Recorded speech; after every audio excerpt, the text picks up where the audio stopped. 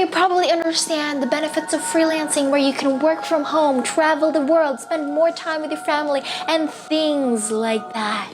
But you are currently employed and you just want to transition from your day job to freelancing. I am the perfect epitome of not doing it right. So before you go jump to full-time freelancing, I'd like to save you from 2 years of recklessness and follow the things that I'm going to tell you in this video, because this is going to save you so much of your time and so much of mistakes. So without further ado, let's dive right in on how you can transition from a day job to freelancing. Yeah. Take me where you go when the sun goes down. The very first mistake that I've ever done when I transitioned from my 9-to-5 job, from my teaching job — I was a kindergarten teacher, by the way, can you believe that? I was a kindergarten teacher, transitioned from freelancing and became a graphic designer, freelance graphic designer. And what I did before that, I basically did not do anything. So I did not prepare myself. I just literally jumped right in with no savings, nothing. So the very first thing that you can do for yourself, so you can save yourself from years, months of homelessness and eating ensaymada for 2 weeks in Julie's Fake Shop, is save 6 to 12 months of your income. That's it. Just save 6 to 12 months of your income. Do not just randomly jump into freelancing right away, because the hardest part of freelancing is actually getting your very first client. So I have mentees who were able to get clients in their first month. Some of them were able to get their first client in 2 months, but I waited for months before I was able to get one. So you should really prepare for these types of things. It's not going to be the same for everyone. I cannot tell you that, hey, you're just going to wait for 1 month before you can get your first client. Others even do it for waited for a week and then they were able to get their first client right away. But that's not the same for everyone. It's not like a magic, solid, absolute math equation that I can just put out there and be like, here you go, this is what you need. So it's not going to be like that. So I would advise you to definitely save 6 to 12 months of your income before you jump right into the online world, regardless if it's freelancing or not.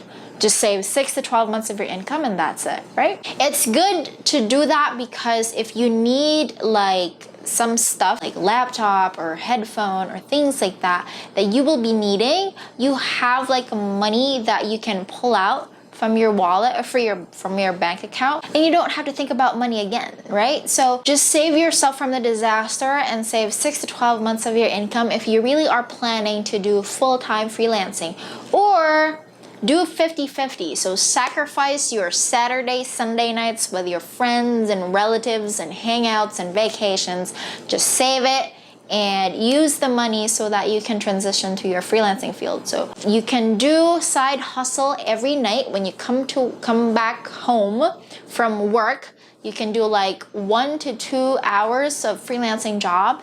Include the weekends, so Saturday and Sunday. Fill up your Saturday and Sundays with a freelancing job if you really want to transition. Still do your current job. If you are having a hard time saving for some reason, you can do that. You can do 50-50, right? Do 2 hours of freelancing after you work, and then use your Sundays and Saturdays for freelancing job. All right, next is already start building your brand. So you should already put up social media channels, find your ideal client avatar, things that I've been teaching inside the Facebook page or in the YouTube channel. Already do that and start doing or prospecting your clients even before you jump into the freelancing field, because this is going to buy you a lot of time. This is also going to give you instant money. Woo! Instant cash, baby. Woo! So it's going to really save you from so much time waiting if you really plan to transition while you already have your job, while you still have your job rather. Start prospecting for clients, right? Do not wait for your resignation letter to be submitted before you start prospecting clients, okay? Do not be afraid of having sleepless nights because you have to finish a project or you have to accomplish a project or a task or things like that. Do not be afraid of that. If you really are serious about transitioning from your 9-to-5 job to freelancing, be okay with having sleepless nights. Like I'm I'm being reasonable here. You'd rather have those sleepless nights with food in your stomach than doing the same thing that I did, which was a suicide mission of not having anything on my bank account, on my savings, and just randomly transition on freelancing. So I did not have food for 2 weeks. Do not do that, girl. Just follow the advice that I'm going to give you in this video. You will be saved. Next one is already think about the equipments that you're going to use for freelancing. So you could have a laptop and a mobile phone or things like that, or headphones, or whatever software or hardware or equipments that you need to have for your freelancing field. It depends for everyone. It depends on the skill that you're going to plan to offer or whatever that may be. So if you're ever going to look for a laptop and you are a graphic designer, anything beyond 4 GB of RAM is always good. Like anything beyond 4 GB of RAM, regardless what type of brand it is, it doesn't really matter at this point. You just really want to start, right? So a MacBook is not necessary. If you can't afford it, then don't do it, right? But I would always go for MacBook, okay? So if you really plan to do hardcore editing, graphic designing, and things that are like that, always go with a MacBook Pro. And the best one so far, the best one yet is 2019, the base model, the 13-inch. So if you have the budget, right? And if you don't, then of course always go with a good graphics card. Just ask people out there in the store which of these laptops have good graphics card, and it could be for cheap, like less than whatever MacBooks cost, right? Remember to have beyond 4 gigabytes of RAM, because that's very important. That's how your laptop can suffice running heavy apps like Adobe and things like that. But if you are not going to need any graphic design or video editing, if that's not the skill that you want to offer, you are just going to write things, if you're going to be a copywriter, ghostwriter, blog writer for your ideal client avatar later on, then of course you don't need a fancy laptop. You just need a laptop that can have a Microsoft or a Word document or a typing document, right? And last but not the least, do not forget to get yourself a mentor. It could be me, it could be someone else. I don't really care. As long as you are safeguarded by someone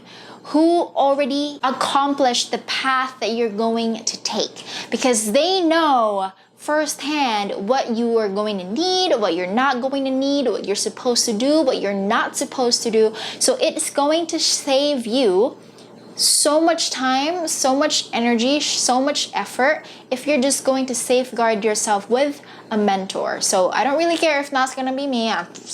No biggie. You can pick a mentor that you can relate to the most, someone that you feel is the right mentor for you and that is approachable, that you could definitely seek the help of if you are in dire need of help. So just pick a mentor. It could be your mom, right?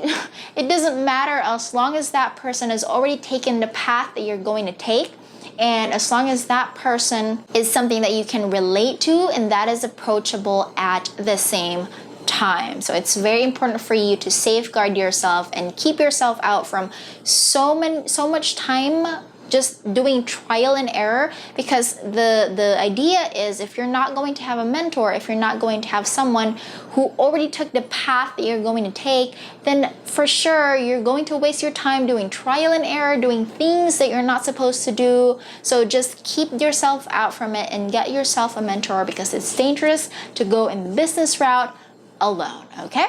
And that's about it. Those are the things that you need to do if you want to transition from your 9-to-5 job to freelancing, and welcome to the world of digital. Woohoo! It's just amazing for us to have the financial freedom, the time and location independence, where we do not have to be dependent on anyone, on anything but ourselves, right? So that's really good news if you're transitioning from your old job to freelancing. I welcome you with open arms. This is my world. Welcome, welcome. So you're going to have, of course, obstacles and challenges, but that's very much inevitable. And I wish you well, and I wish you the best.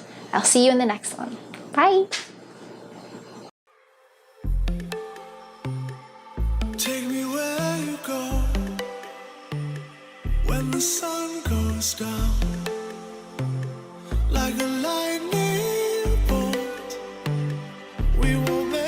the sound